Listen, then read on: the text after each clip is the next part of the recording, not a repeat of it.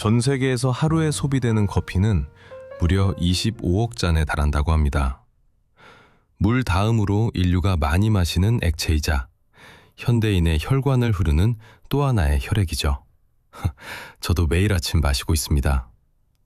하지만 찻잔 속을 가만히 들여다보면 그 짙은 어둠 속에는 식물의 치열한 생존 본능과 신비로운 전설, 그리고 목숨을 건 첩보 영화 같은 인류사의 흥미로운 에피소드들이 소용돌이치고 있습니다.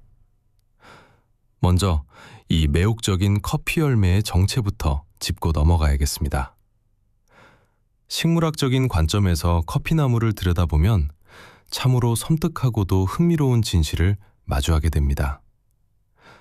커피나무가 만들어낸 카페인은 본래 인간을 위한 향기로운 선물이 아니었습니다. 자신의 부드러운 잎과 붉은 열매를 갉아먹는 곤충들을 쫓아내기 위해 식물이 스스로 체내에서 합성해낸 화학무기이자 천연 살충제였죠. 작은 곤충에게는 치명적인 마비를 일으켜 죽음에 이르게 하는 이 독이 거대한 포유류인 인간에게는 뇌를 깨우고 심장을 뛰게 하며 지치지 않는 활력을 주는 기분 좋은 자극제가 된다는 것. 자신을 보호하려던 식물의 처절한 방어책이 도리어 인간에게 사랑받고 전 세계로 퍼져나가게 된 이유가 되었다니. 이것이야말로 자연이 빚어낸 재밌는 아이러니가 아닐 수 없습니다. 그렇다면 인류는 언제부터 커피를 즐기게 되었을까요? 가장 널리 알려진 이야기는 6세기경 에티오피아의 고원지대에서 시작합니다. 칼디의 전설이죠. 어느 날 밤 염소를 치던 칼디는 기이한 광경을 목격합니다. 해가 지고 어둠이 깔리면 웅크리고 잠들어야 할 염소들이 그날따라 춤을 추듯 날뛰며 흥분해 있었던 것이죠. 기괴한 춤을 추는 염소들의 눈은 붉게 충혈되어 있었습니다. 두려움과 호기심을 동시에 느낀 칼디가 주변을 살펴보니 염소들이 뜯어먹은 관목에는 앵두처럼 붉고 탐스러운 열매가 주렁주렁 매달려 있었습니다. 콜린 듯 그 열매를 따먹어본 칼디. 그는 곧 심장이 쿵쿵 뛰고 머릿속을 짓누르던 피로의 안개가 걷히며 온몸에 알 수 없는 뜨거운 기운이 솟구치는 것을 느꼈습니다. 이것이 인류가 처음으로 각성의 순간을 맛본 역사적인 밤이었습니다. 하지만 칼디의 이야기만큼이나 흥미롭지만 잘 알려지지 않은 또 다른 전설이 하나 더 있습니다. 바로 이슬람의 사제 셰이크 오마르의 이야기입니다. 오마르는 억울한 모함에 빠져 아무것도 없는 사막의 동굴로 쫓겨난 망명자였습니다. 뜨거운 태양과 밤의 추위, 그리고 끔찍한 굶주림 속에서 그는 서서히 죽어가고 있었습니다. 죽음의 문턱에 다다랐을 때 그는 새 한 마리가 나뭇가지에 앉아 아주 맛있게 쪼아 먹고 있는 붉은 커피 열매를 발견했습니다. 오마르는 살기 위해 떨리는 손으로 그 열매를 따서 입에 넣었습니다. 하지만 익지 않은 생두는 너무 딱딱하고 쓴맛이 강해 도저히 씹을 수가 없었습니다. 그는 포기하지 않고 열매를 부드럽게 만들기 위해 모닥불에 굽고 다시 물에 넣어 오랫동안 끓였습니다. 그러자 놀라운 기적이 일어났습니다. 딱딱했던 열매에서 그윽하고 향기로운 갈색 국물이 우러나온 것입니다. 그 국물을 마신 오마르는 거짓말처럼 기력을 되찾았고 며칠 동안 아무것도 먹지 않고도 사막을 걸어 다시 마을로 돌아갈 수 있었습니다.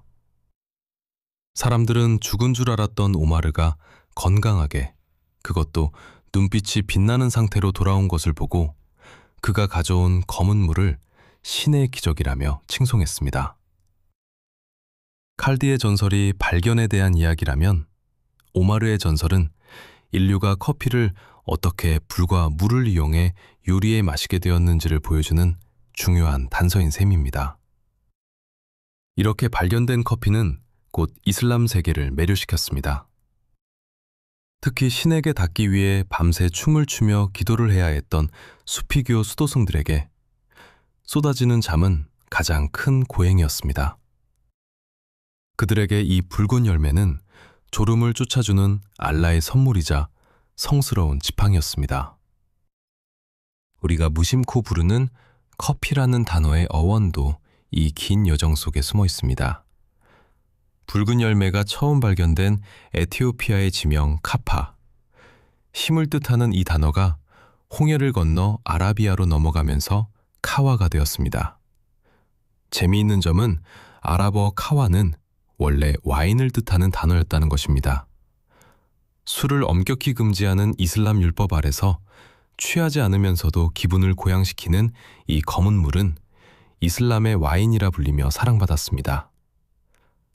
와인처럼 붉은 열매에서 태어나 사람을 홀리지만 정신을 흐리게 하는 술과는 정반대로 정신을 차갑고 날카롭게 깨어있게 만드는 음료. 그 이중적인 매력에 중동의 모든 사람들이 빠져들었습니다. 그렇다면 이 인기 많은 커피가 왜 유럽에는 한참 뒤에야 전해졌을까요? 여기에는 당시 커피 무역을 독점했던 아라비아 상인들의 치밀하고도 무서운 봉쇄 정책이 있었기 때문입니다. 15세기 무렵 예멘의 모카 항구는 세계 유일의 커피 수출항이었습니다. 우리가 흔히 마시는 카페 모카나 모카빵이라는 이름도 바로 이 항구의 이름에서 유래했죠. 아라비아 상인들은 커피에서 발생되는 막대한 부를 독차지하고 싶었습니다. 그래서 그들은 커피콩을 수출할 때 반드시 뜨거운 물에 삶거나 불에 바짝 볶아서 내보냈습니다. 생두가 밖으로 나가 다른 나라 땅에 심어져서 싹을 튼다면 자신들의 독점이 깨질 것을 염려했기 때문입니다. 외부인은 절대로 커피나무를 가질 수 없도록 발화 능력을 없앤 죽은 씨앗만을 수출했던 것입니다. 무려 200년 가까이 커피는 아라비아 반도를 벗어나지 못했습니다. 철통 같은 감시와 통제. 17세기 인도의 승려 바바 부단이라는 인물이 성지 순례를 위해 메카를 방문합니다. 그는 그곳에서 맛본 커피의 맛을 잊을 수가 없었습니다. 고국인 인도로 돌아가서도 이 신비한 음료를 마시고 싶었던 그는 목숨을 건 밀반출을 계획합니다. 만약 발각된다면 즉시 목이 달아날 수도 있는 위험한 상황. 엄중한 경비와 몸수색을 피하기 위해 그가 선택한 방법은 기상천외였습니다. 그는 커피 농장에서 몰래 훔친 7알의 붉은 생두를 자신의 길고 덥수룩한 수염 속에 숨겼습니다. 이슬람에서 숫자 7은 신성한 숫자로 여겨졌기에 그는 이 7알의 씨앗이 자신을 지켜줄 것이라 믿었습니다. 심장이 터질 듯한 긴장감 속에서 검문소에 선 바바부단. 경사들의 날카로운 눈초리가 그의 몸을 훑었지만 다행히 그 누구도 승려의 수염을 뒤질 생각은 하지 못했습니다. 우리 역사로 치자면 붓뚜껑에 목화씨를 숨겨 들어왔다는 문익점 선생의 이야기 같은 거죠. 만약 바바부단의 수염이 조금만 더 짧았거나 병사들의 눈썰미가 조금만 더 좋았더라면 오늘날 우리가 마시는 커피의 지도는 완전히 달라졌을지도 모릅니다. 그렇게 인도로 돌아온 그는 뒷마당에 7알의 씨앗을 심었고 이것이 무럭무럭 자라 훗날 전 세계 커피 생산량의 기반이 되는 아시아 커피의 시조가 되었습니다. 이렇게 아라비아의 빗장이 풀리자 커피는 터키를 거쳐 마침내 유럽의 문을 두드리기 시작합니다. 당시 오스만 제국의 수도였던 콘스탄티노플, 지금의 이스탄불에는 카베하네라고 불리는 세계 최초의 커피하우스들이 생겨났습니다. 사람들은 이곳을 현자들의 학교라고 불렀지요.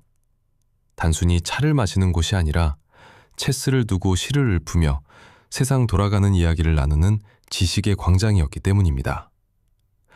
하지만 이 이슬람의 와인이 유럽 본토 로마에 처음 도착했을 때 환영만 받았던 것은 아닙니다. 16세기 베네치아를 통해 로마에 커피가 소개되자 가톨릭 사제들은 경악했습니다. 색깔은 수처럼 검고 맛은 쓰디쓰며 이슬람들이 열광하는 음료. 사제들은 커피를 일컬어 사탄의 음료라 비난하며 교황에게 금지령을 내려달라고 강력히 청원했습니다. 당시 교황 클레멘스 8세는 판결을 내리기 전 문제의 음료를 직접 맛보기로 합니다. 바티칸의 엄숙한 공기 속에서 김이 모락모락 나는 검은 물을 한 모금 마신 교황. 그 쌉싸름한 향기가 교황청의 무거운 공기를 가르고 퍼져나갔습니다. 교황의 입가에는 의외의 미소가 번졌습니다. 전해 내려오는 이야기에 따르면 교황은 사탄의 음료가 이토록 향기롭다니, 이것을 이교도들만 마시게 하는 것은 주님의 자비에 어긋나는 일이다 라고 탐복했다고 합니다. 물론 교황이 실제로 성수를 뿌리며 세례의식을 치렀다는 믿지 못할 전설도 있지만, 교황이 커피를 금지하지 않고 허락한 것만큼은 분명한 역사적 사실입니다. 덕분에 커피는 악마의 유혹에서 벗어나 유럽의 거리에 당당하게 그 향기를 퍼뜨릴 수 있었습니다. 술에 취해 비틀거리던 중세가 끝나고 맨정신으로 깨어 토론하는 이성의 시대가 이 검은 물과 함께 시작된 것입니다. 자, 이제 교황의 허락도 받았겠다. 커피는 바다를 건너 영국으로 향합니다. 그리고 그곳 런던의 허름한 뒷골목에서 훗날 전 세계를 지배할 자본주의와 언론의 씨앗이 시작됩니다.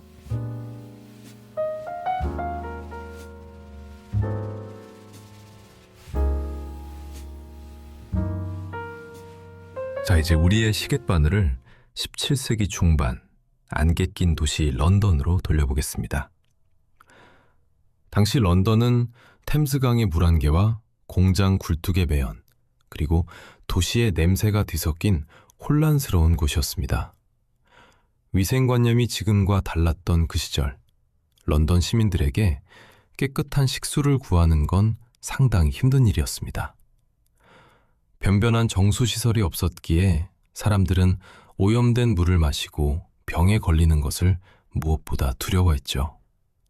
그래서 많은 이들이 맹물보다는 발효 과정을 거쳐 상대적으로 안전하다고 믿었던 맥주나 와인을 물처럼 마시는 것을 선호했습니다.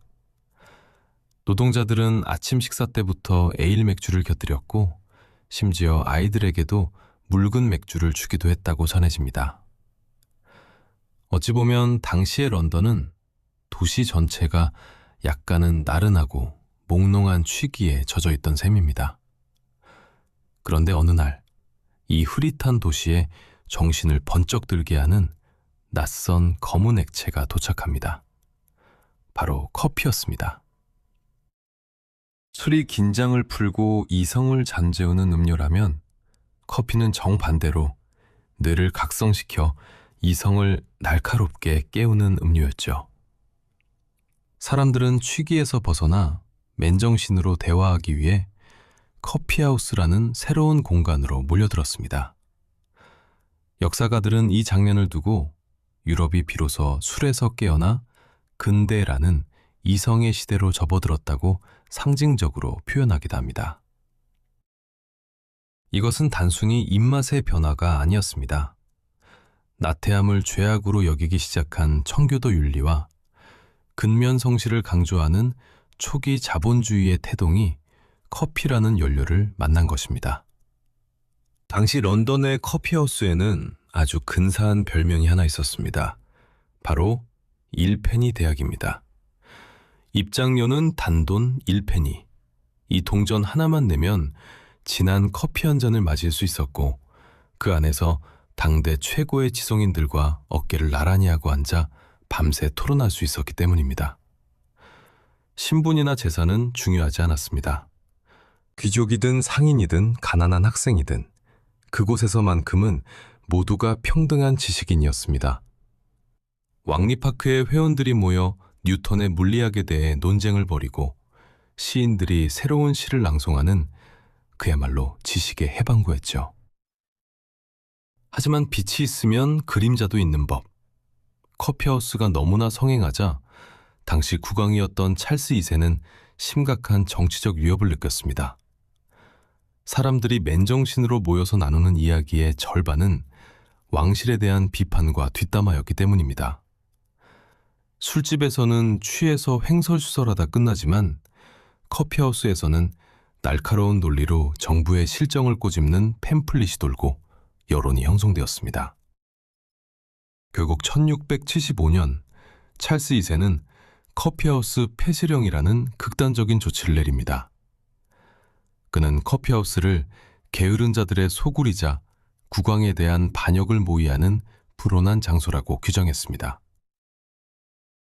하지만 이 명령은 런던 시민들의 거센 반발에 결국 국왕은 며칠 만에 꼬리를 내리고 명령을 철회해야 했습니다. 커피가 이미 왕의 권력으로도 막을 수 없는 시민의 힘이 되어버린 것입니다. 여기서 잠시 분위기를 바꿔 아주 흥미로운 이야기 하나를 짚고 넘어가겠습니다. 우리가 식당이나 카페에서 종업원에게 건네는 팁 문화가 바로 이 당시 런던의 커피하우스에서 유래했다는 설이 있습니다. 워낙 많은 사람이 몰려들어 주문이 밀리다 보니 성질 급한 손님들은 애가 탔을 겁니다. 전해지는 이야기에 따르면 커피하우스 입구에는 노스로 만든 상자가 하나 놓여 있었는데 그 위에는 신속함을 보장받기 위하여 영어로 To ensure promptness라는 문구가 적혀 있었다고 합니다. 이 영어 문장의 앞글자를 따서 우리가 아는 단어, 팁이 되었다는 거죠. 물론 언어학자들 사이에서는 이것이 나중에 만들어진 이야기라는 주장도 있습니다만 당시 커피하우스의 분위기가 얼마나 치열하고 바빴는지를 보여주는 매력적인 에피소드임은 분명합니다. 하지만 이렇게 지성과 활기가 넘치던 커피하우스에도 아주 강력한 적들이 있었습니다. 바로 런던의 부인들이었습니다. 당시 영국의 커피하우스는 철저한 금녀의 구역이었습니다. 프랑스의 살롱이 남녀가 함께 모여 우아하게 대화하는 사교장이었던 것과는 정반대였죠. 남편들은 퇴근하면 집으로 오지 않고 곧장 커피하우스로 달려가 자욱한 담배 연기 속에서 밤늦도록 정치 이야기나 하며 시간을 보냈습니다. 독수공방 신세가 된 부인들의 분노는 극에 달했습니다. 참다 못한 런던의 여성들은 1674년 커피를 반대하는 여성청원서라는 풍자적인 문서를 발표하기에 이릅니다. 이 탄원서는 당시의 사회상을 꼬집는 일종의 풍자문학 성격이 강했지만 그 내용은 꽤나 적나라하고 흥미롭습니다. 부인들은 커피를 지옥의 시커먼 구정물이라고 비난하며 이렇게 주장했습니다. 우리의 남편들이 커피라는 괴상할 열매에 빠져 집안일을 등한시하고 있다. 그들은 이 말라 비틀어진 콩물 때문에 기력을 낭비하고 결과적으로 영국의 인구 감소를 초래할 것이다. 당시 의학은 인체의 균형을 중시하는 체액설을 따르고 있었는데 사람들은 커피가 가진 건조하고 뜨거운 성질이 남자의 몸을 메마르게 한다고 믿기도 했습니다. 여인들은 과거 에일 맥주를 마시던 영국 남자들은 강인하고 힘이 넘쳤는데 커피를 마시는 지금의 남자들은 프랑스인처럼 말 많은 수다쟁이가 되어버렸다고 한탄했습니다. 가정의 불화를 커피 탓으로 돌리며 남편들을 집으로 돌려보내달라는 절규였던 셈이죠. 이에 맞서 남자들도 질세라 커피를 옹호하는 남성들의 답변서를 냈지만 가정의 평화를 지키려는 여인들의 매서운 분노를 잠재우기는 쉽지 않았을 겁니다. 이 사건은 커피가 단순한 기호식품을 넘어 당시 사회의 성역할과 문화적 충돌의 중심에 있었음을 보여주는 재미있는 단면입니다.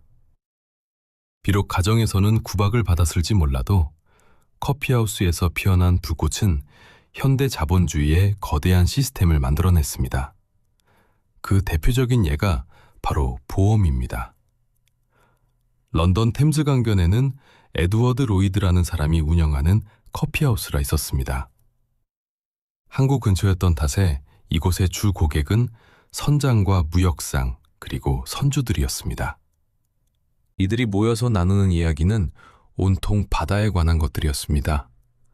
어느 항로에 해적이 나타났다더라. 이번에 들어오는 배가 태풍을 만났다더라 하는 고급 정보들이 오고 갔죠. 주인인 로이드는 아주 영리한 사업가였습니다. 그는 단순히 커피만 판 것이 아니라 항구 곳곳에 정보원을 심어두고 배들의 입출항 소식을 수집했습니다. 그리고 손님들이 두서없이 나누는 이야기들을 모아 정리한 뒤 로이드 뉴스라는 소식지를 발행하기 시작했습니다. 이것은 런던 최초의 신문 중 하나이자 정보가 곧 돈이 되는 시대를 알리는 신호탄이었습니다.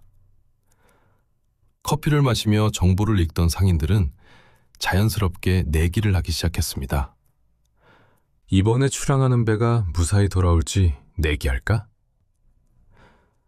처음에는 단순한 도박이었던 이 행위가 점차 통계와 확률에 기반한 체계적인 계약으로 발전했습니다. 만약 배가 침몰하면 돈을 물어주고 무사히 돌아오면 원금에 이자를 붙여 받는 방식. 위험을 돈으로 사고 파는 행위, 즉 현대적 의미의 해상보험이 탄생한 것입니다. 이 허름한 커피집은 훗날 세계 최대의 보험 시장인 로이즈로 발전하게 됩니다. 오늘날 우리가 매달 납부하는 보험료의 기원이 사실은 런던 항구의 낡은 나무 테이블 위에서 쌉싸름한 커피잔을 부딪히며 시작되었다는 사실. 커피가 단순한 각성제를 넘어 자본주의의 혈관을 흐르는 혈액 역할을 했다는 가장 확실한 증거이기도 합니다. 이처럼 17세기의 커피는 광장의 음료였습니다. 사람들은 모여서 마셨고 마시면서 떠들었고 그 시끄러운 소음 속에서 왕을 비판하고 경제를 움직였습니다. 하지만 이렇게 북적이는 광장을 떠나 어둡고 고요한 방 안에서 홀로 커피를 마셨던 이들이 있습니다. 자신의 영혼을 데워 예술을 만들었던 천재들. 그들에게 커피는 대화를 위한 도구가 아니었습니다. 그것은 생존을 위한 연료이자 지독한 고독을 견디게 해주는 유일한 친구였습니다.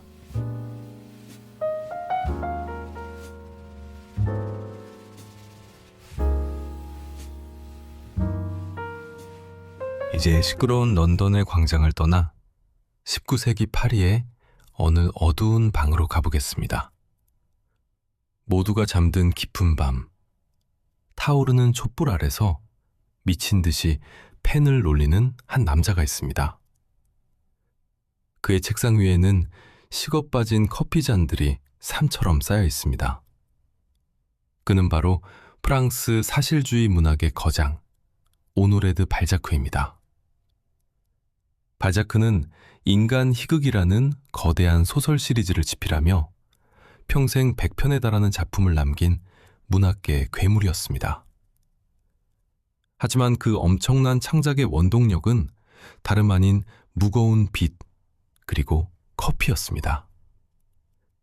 당시 프랑스 사회는 혁명 이후 귀족이 몰락하고 돈이 모든 것을 지배하는 부르주아 자본주의가 급격히 팽창하던 시기였습니다.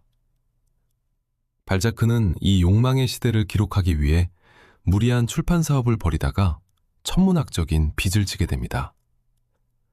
그는 빚쟁이들을 피해 주로 밤에 글을 써야만 했습니다.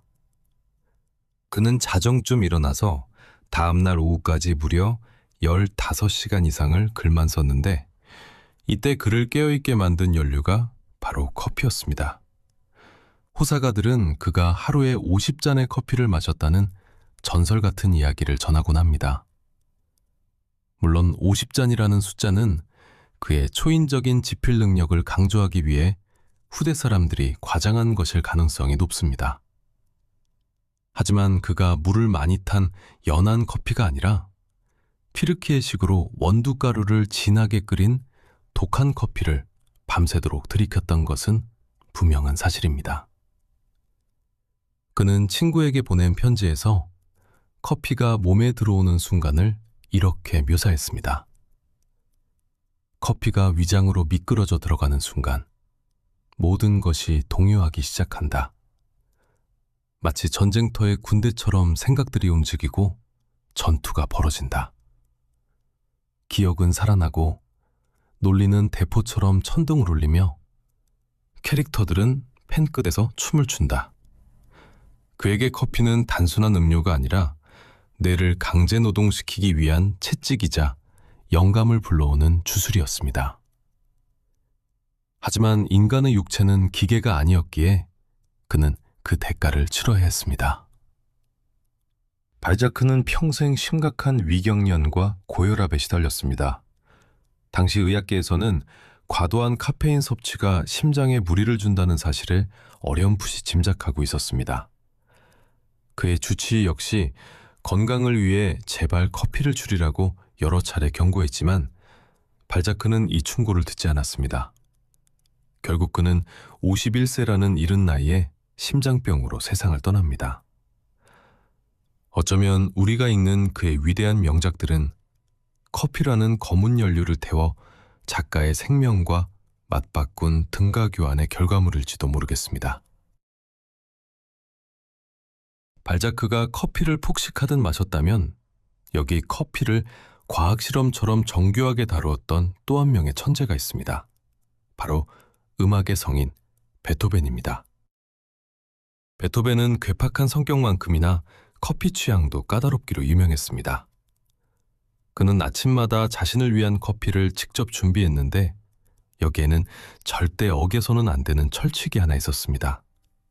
그것은 바로 한 잔의 커피를 내리는데 정확히 원두 60알을 사용해야 한다는 것이었습니다. 59알도 안 되고 61알도 안 됩니다. 그는 손바닥 위에 원두를 올려놓고 하나, 둘, 셋 직접 숫자를 세었습니다. 손님들이 오면 손님 목까지 일일이 세워서 갈았다고 하니 그 집요함이 어느 정도였는지 짐작이 가시나요? 왜 하필 60알이었을까요? 현대의 바리스타들이 측정한 바에 따르면 원두 60알은 무게로 환산했을 때 약 8g에서 10g 사이가 됩니다. 이는 오늘날 에스프레소 한 잔을 추출할 때 사용하는 가장 이상적인 원두의 양과 놀랍도록 일치합니다. 청각을 잃어가며 세상과 단절되어 갔던 베토벤. 어쩌면 그에게 매일 아침 원두 60알을 세는 행위는 무너져가는 자신의 삶에서 유일하게 통제할 수 있었던 완벽한 질서이자 수학적 위안이었을지도 모릅니다. 이렇게 예술가들이 사랑했던 커피는 19세기와 20세기를 거치며 낭만의 시대를 끝내고 강철과 속도의 시대로 진입합니다. 바로 에스프레소 머신의 발명입니다. 이전까지의 커피가 중력을 이용해 한 방울씩 천천히 떨어지는 기다림의 미학이었다면 산업혁명 이후의 커피는 그 기다림조차 허용하지 않는 조급함의 산물이었습니다. 사실 에스프레소 머신의 탄생 뒤에는 시간을 돈으로 환산하기 시작한 자본가들의 차가운 욕망이 숨어 있습니다. 자본가들은 노동자들이 커피를 끓이고 마시느라 낭비하는 휴식 시간이 너무 길다고 생각했습니다. 그래서 이탈리아의 기술자들에게 주문했죠. 노동자들이 1분 안에 털어넣고 바로 일태로 복귀할 수 있는 기차처럼 빠른 기계를 만들어라. 이때부터 커피는 휴식이 아니라 노동을 위한 급속 충전재가 되었습니다. 초기의 기계들은 거친 증기를 내뿜으며 커피를 태워버리기 일쑤였지만 인간의 욕망은 멈추지 않았습니다. 1940년대에 이르러 마침내 스프링 피스톤을 장착한 현대적인 머신이 등장합니다. 이 기계는 무려 9기압이라는 엄청난 압력을 만들어냈습니다. 이것은 수심 90m 깊이의 심해에서 받는 압력과 맞먹는 힘입니다. 이 무지막지한 힘이 원두가루를 통과할 때 단순한 추출을 넘어 원두가 가진 영혼의 밑바닥까지 쥐어짜여지게 됩니다.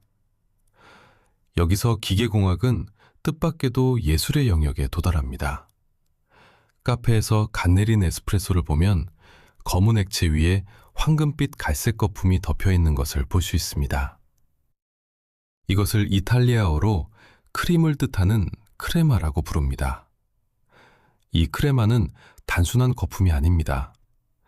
물과 기름이라는 태생적으로 섞일 수 없는 두 세계가 구기압이라는 거대한 힘에 굴복하여 강제로 융합된 기적적인 상태입니다. 마치 현대사회가 개인을 거대한 시스템 속에 융합시키는 것처럼 말이죠. 이 끈적하고 황금빛이 도는 막은 커피의 향기가 공기 중으로 도망가지 못하게 가두는 뚜껑 역할을 합니다.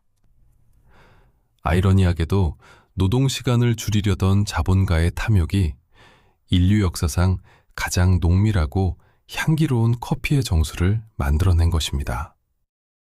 베토벤이 원도 60알을 세워가며 그토록 찾으려 했던 완벽한 맛의 비밀이 낭만이 사라진 차가운 기계 속에서 비로소 완성되었다는 사실.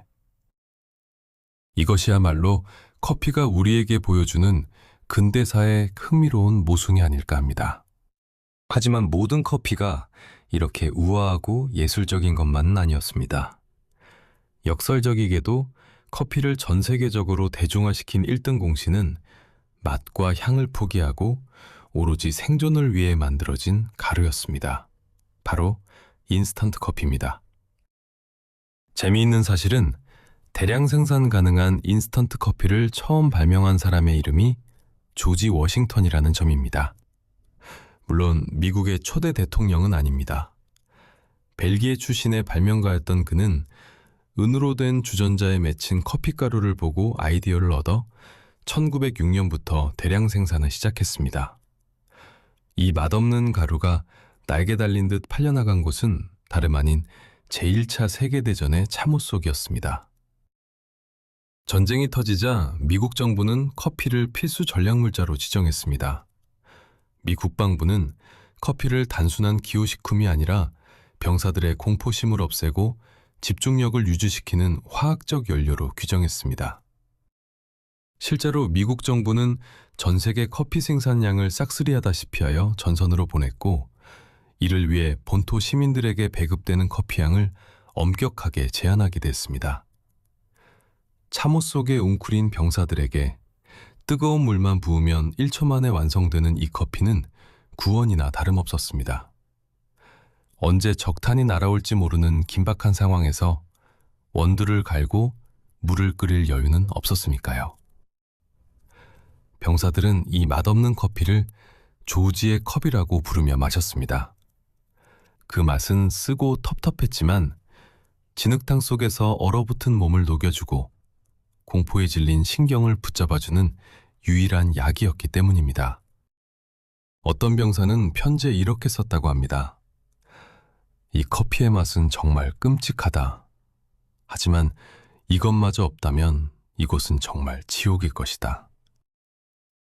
전쟁이 끝난 후 고향으로 돌아간 군인들은 전장에서 마시던 그 빠르고 간편한 커피 맛을 잊지 못했습니다.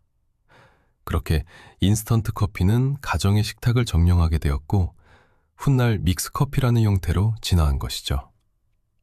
예술가의 고뇌를 태우던 연료에서 전쟁터의 병사들을 위로하던 생명수까지, 커피는 시대에 따라 그 형태는 달랐지만 언제나 인간의 가장 치열한 순간에 곁에 있었습니다. 자, 이제 마지막으로 커피의 현대사에서 가장 재미있고 엉뚱한 발명 이야기를 해보려 합니다.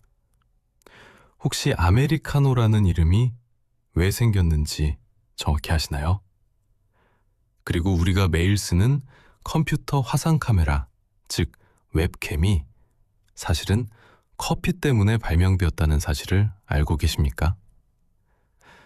이탈리아 사람들이 미국인들의 커피 취향을 비웃으며 붙여준 이름과 게으른 천재 과학자들이 커피 심부름을 하기 싫어서 만들어낸 발명품 이야기를 한번 해보겠습니다.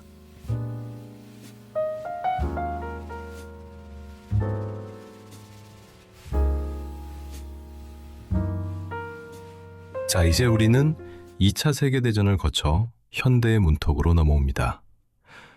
앞선 이야기에서 에스프레소가 이탈리아 사람들의 자부심이자 속도의 미학이었다면 이번에 등장할 메뉴는 전쟁과 정치, 그리고 문화적 차이가 빚어낸 엉뚱한 사생아입니다. 바로 한국인이 가장 사랑하는 커피, 아메리카노입니다. 우리는 흔히 아메리카노가 2차 대전 때 미군 때문에 생겼다고 알고 있지만 사실 미국인들이 이토록 묽은 커피를 마시게 된 역사적 뿌리는 훨씬 더 깊은 곳에 있습니다. 그 기원을 찾아가려면 1773년 미국의 보스턴 항구로 가야 합니다. 당시 영국의 식민지였던 미국은 영국 국왕이 홍차에 매기는 막대한 세금에 분노하고 있었습니다. 자유의 아들들이라는 급진파들은 항구에 정박해 있던 영국 상선의 차상자 수백 개를 바다에 던져버렸는데 이것이 그 유명한 보스턴 차 사건입니다. 이 사건 이후 미국 사회에서 홍차를 마시는 것은 영국에 대한 굴복처럼 여겨지기 시작했습니다. 반대로 커피를 마시는 것은 영국에 대한 저항이자 나는 미국인이다 라는 정체성을 드러내는 애국적인 행위가 되었죠. 당시 미국 의회에서도 커피를 애국자의 음료라고 추켜 세울 정도였으니까요. 하지만 문제는 습관이었습니다. 오랫동안 홍차를 커다란 머그잔에 담아 물처럼 마시던 습관이 몸에 배어있던 그들은 커피 역시 홍차처럼 연하게 즐기고 싶어 했습니다. 그래서 원두를 아주 굵게 갈아 주전자에 넣고 보리차 끓이듯 끓여 큰 컵에 담아 마시는 미국식 커피 문화가 자리 잡게 된 것입니다. 이런 입맛을 가진 미국 청년들이 1940년대 제2차 세계대전에 참전하여 이탈리아에 상륙했습니다. 당시 이탈리아는 무솔리니 정권 하에서 강렬하고 농축된 에스프레소 문화가 지배하고 있었습니다. 그 당시 미군 병사들이 로마의 카페에 들어섰을 때 그들을 맞이한 것은 손가락만한 잔에 담긴 시꺼멓고 끈적한 에스프레소였습니다. 미군 병사들에게 그것은 커피라기보다는 너무 써서 삼키기 힘든 낯선 액체였습니다. 고향에서 마시던 구수한 드립 커피가 그리웠던 병사들은 바리스타에게 부탁했습니다. 이거 너무 진하니까 뜨거운 물 좀 타주시오. 그것도 아주 많이, 컵이 가득 찰 정도로 부어주시오. 이탈리아 바리스타들은 적잖이 당황했습니다. 자신들의 자부심, 완벽한 에스프레소의 맛을 맹물로 희석하다니. 그들 기준에서는 이해하기 힘든 주문이었죠. 그들은 미군들이 마시는 그 밍밍한 갈색 물을 보며 아메리카노라고 불렀습니다. 이 말은 문자 그대로 미국 스타일 혹은 미국인들이 마시는 방식이라는 뜻입니다. 일각에서는 이것이 이탈리아인들이 커피 맛도 모르는 미국인들이라며 비꼬는 의미였다고 해석하기도 합니다. 물론 대놓고 욕한 것은 아니겠지만 그 이름 속에는 진한 에스프레소에 자부심을 가진 이탈리아인들의 묘한 텃세와 낯선 문화를 바라보는 그들만의 시각이 담겨 있었을 겁니다. 하지만 역사는 참으로 재미있습니다. 이탈리아에서는 낯설게만 여겨졌던 그 방식이 훗날 전 세계 커피 시장을 점령하게 되었으니까요.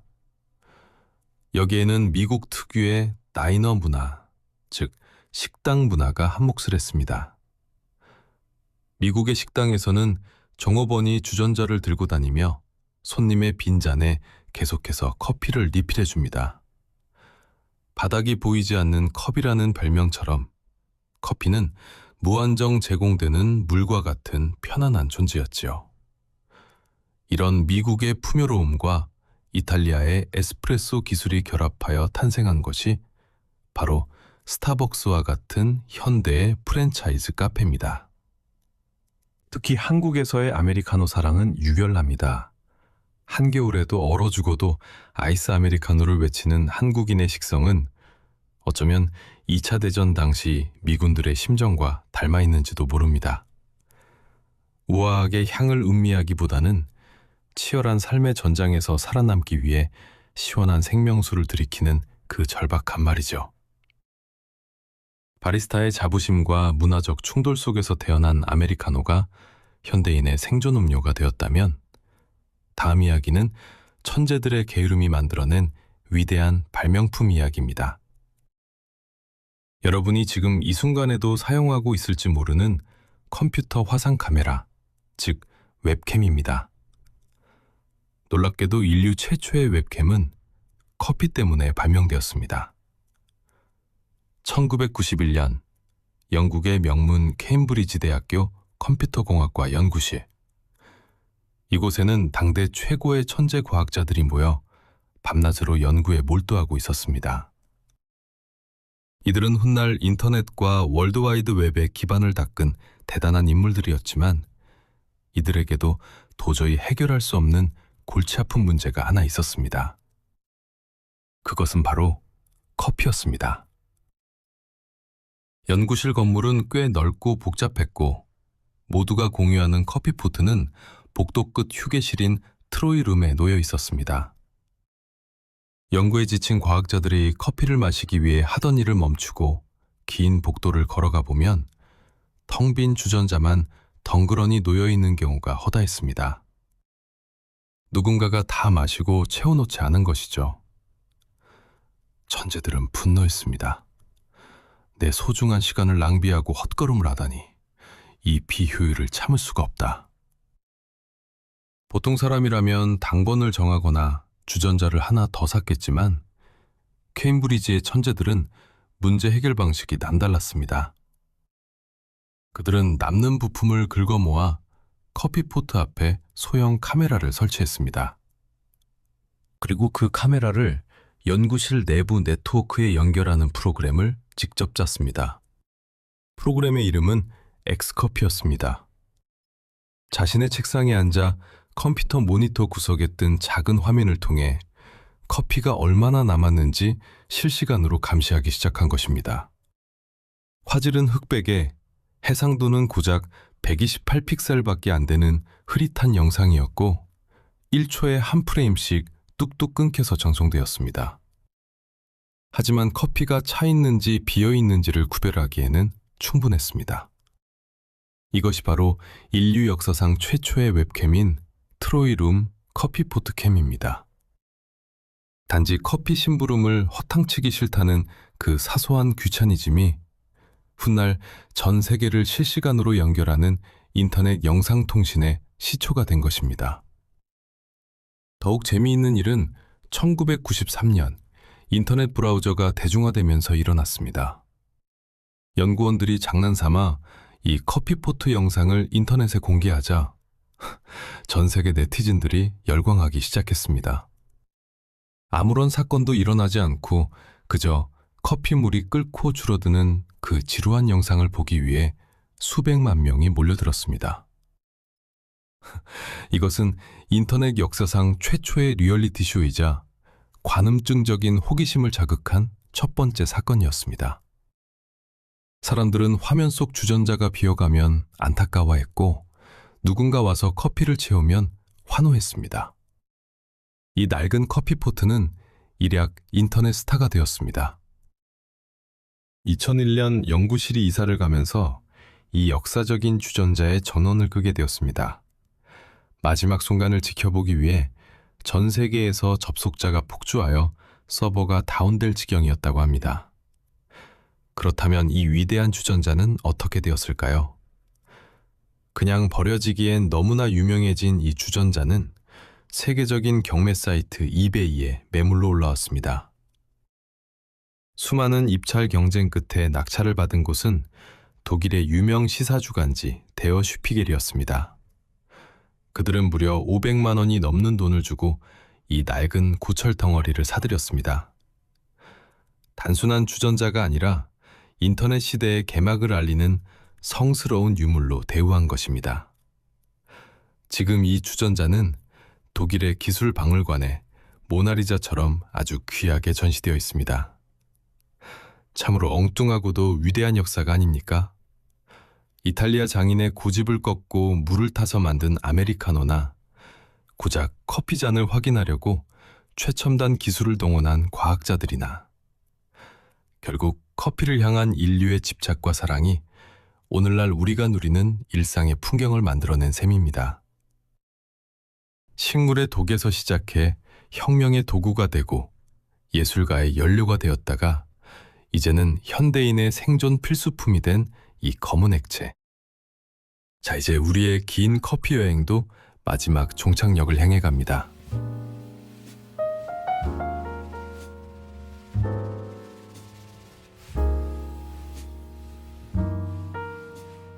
돌이켜보면 인류는 이 작고 단단한 씨앗에 대해 지독할 정도로 호기심이 많았습니다. 도대체 무엇이 우리를 잠 못 들게 하고 심장을 뛰게 하며 때로는 영감을 주는가? 이 검은 물의 정체를 밝히기 위해 당대 최고의 지성들이 매달렸습니다. 독일의 대문호 게테가 대표적입니다. 젊은 베르테르의 슬픔과 파우스트를 쓴 괴테. 말년의 괴테는 커피를 아주 즐겨 마셨지만 한 가지 의문이 있었습니다. 왜 이 검은 물만 마시면 밤에 잠이 오지 않고 정신이 맑아지다 못해 날카로워지는 것일까? 그는 당시 촉망받던 젊은 화학자 프리드리 룽게에게 귀한 커피 원두 한 상자를 선물하며 이렇게 부탁했습니다. 이 원두를 정밀 분석해주게. 분명 나의 신경을 자극하는 악마 같은 무언가가 들어있을 걸세. 괴테의 후원을 받은 룽게는 커피콩을 쪼개고 녹이며 분석했고 마침내 1820년 하얀색 결정체를 분리해내는데 성공합니다. 그는 이 물질의 이름을 커피 안에 있는 성분이라는 뜻으로 카페인이라고 지었습니다. 그리고 이 위대한 발견은 훗날 커피의 향기는 그대로 둔 채 잠 못 들게 하는 성분만 쏙 빼내는 기술, 즉 디카페인 커피의 탄생으로 이어지는 결정적인 단초가 되었습니다. 카페인 때문에 밤잠을 설쳤던 괴테의 호기심 덕분에 오늘날 우리는 늦은 밤에도 걱정 없이 커피의 향기를 즐길 수 있게 된 셈입니다. 괴테가 성분을 분석하며 커피의 정체를 밝히려 했다면 북유럽의 한 왕 또한 커피의 유해성에 대한 호기심이 엄청났습니다. 18세기 스웨덴의 국왕 구스타프 3세의 이야기입니다. 당시 스웨덴 의학계에서는 커피가 수명을 단축시키는 독극물이라는 소문이 정설처럼 돌았습니다. 국왕은 이를 과학적으로 증명하기 위해 황당하고 무모한 임상실험을 계획합니다. 그는 사형 선고를 받은 쌍둥이 죄수를 실험 대상으로 삼았습니다. 조건은 간단했습니다. 쌍둥이 형에게는 죽을 때까지 매일 엄청난 양의 홍차를 마시게 하고 동생에게는 죽을 때까지 매일 엄청난 양의 커피를 마시게 하는 것이었습니다. 누가 먼저 죽는지 지켜보자는 것이었죠. 국왕과 의사들은 당연히 독극물이라 믿었던 커피를 마시는 동생이 시름시름 앓다가 금방 죽을 것이라 확신했습니다. 과연 결과는 어떻게 되었을까요? 이 실험의 결말은 역사의 아이러니 그 자체입니다. 가장 먼저 죽은 사람은 실험을 감독하던 담당 의사들이었습니다. 그 다음으로 죽은 사람은 실험 결과를 보지도 못한 채 무도회장에서 암살당한 구스타프 3세 국왕 자신이었습니다. 정작 감옥에 갇힌 죄수들은 끈질기게 살아남았습니다. 결국 홍차를 마시던 형이 83세의 나이로 먼저 세상을 떠났고 커피를 마신 동생은 그보다 더 오래 살았습니다. 커피가 독극물이라는 걸 증명하기 위해 시작된 실험이 오히려 아이러니하게도 커피가 장수 치트키라는 걸 증명한 셈이죠. 이처럼 인류는 수백 년 동안 커피를 분석하고 실험하고 의심했습니다. 지금 이 순간에도 전 세계의 연구실에서는 커피에 관한 논문들이 쏟아져 나오고 있습니다. 하루에 3잔이 좋다느니, 심장에 무리가 간다느니, 혹은 암을 예방한다느니 하는 상반된 연구 결과들이 매일같이 뉴스를 장식합니다. 우리는 달에 로켓을 보내는 시대에 살고 있지만 여전히 이 신비로운 씨앗이 가진 비밀을 완전히 풀지는 못한 것 같습니다. 하지만 과학적인 결론이 어떻게 나든 상관없습니다. 수백 년의 논쟁과 실험 속에서도 변하지 않는 확실한 진실이 하나 있기 때문입니다. 그것은 바로 커피가 우리에게 주는 정서적 안정감과 따뜻함입니다. 우리가 커피를 찾는 이유는 카페인이라는 화학물질 때문만은 아닙니다. 그 쌉싸름한 향기 속에 담긴 위로가 필요하기 때문이죠. 이 따뜻한 마음을 가장 잘 보여주는 풍습이 있습니다. 바로 이탈리아 나폴리의 카페 소스페소, 우리말로 하면 맡겨둔 커피 문화입니다. 카페에 들어온 손님이 커피를 주문할 때 자신의 것뿐만 아니라 한 잔 값을 더 계산합니다. 그리고 바리스타에게 소스페소 한 잔이요? 라고 말하고 떠납니다. 그러면 바리스타는 그 한 잔을 장부에 적어두거나 영수증을 유리병에 넣어둡니다. 잠시 후 주머니 사정이 어려운 노숙자나 가난한 학생이 들어와 조심스럽게 묻습니다. 혹시 맡겨둔 커피 있나요? 바리스타는 익명의 손님이 선물한 그 커피를 정성스럽게 내려 건넵니다. 누가 샀는지도 모르고 누가 마실지도 모릅니다. 그저 오늘 나에게 일어난 작은 행운을 얼굴도 모르는 타인과 나누고 싶다는 순수한 선의. 그리고 그 한 잔을 마시며 다시 살아갈 힘을 얻는 누군가의 고단한 하루. 이것이야말로 커피가 가진 진짜 효능이 아닐까요? 내일 아침 따뜻한 커피 잔을 손에 쥐었을 때 한번 상상해 보십시오. 첫 모금을 마실 때 느껴지는 그 쌉싸름한 맛 속에서 에티오피아의 목동 칼디가 느꼈던 첫 발견의 전율부터 나폴리의 어느 얼굴 모르는 타인이 건네는 따뜻한 위로까지, 이 모든 이야기가 당신의 찻잔 속에 녹아 있습니다. 아는 만큼 보인다는 말처럼 아는 만큼 맛이 느껴지는 법입니다. 당신은 이제 단돈 몇천 원으로 인류의 역사와 그 속에 담긴 따뜻한 인류애를 마시는 호사를 누리게 된 것입니다. 이 풍성한 이야기의 향기가 더해진 커피는 이전보다 훨씬 더 깊고 기분 좋은 품위로 당신의 아침을, 그리고 당신의 삶을 위로해 줄 것입니다.